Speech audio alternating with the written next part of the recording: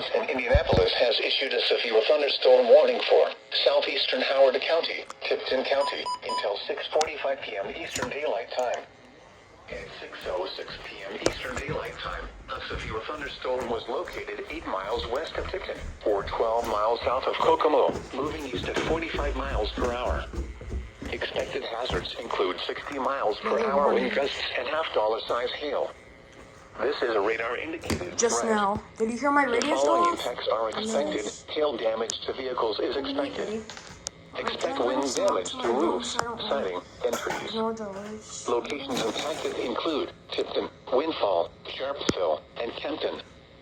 For your protection, move to an interior room on the lowest floor of a building. A tornado watch remains in effect until midnight Eastern Daylight Time for central Indiana.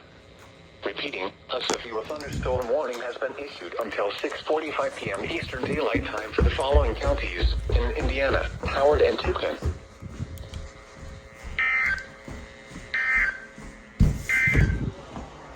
The National Weather Service in Indianapolis has issued a severe thunderstorm warning for southeastern Howard County, Why didn't it go off? until 6:45 p.m. Eastern Daylight Time.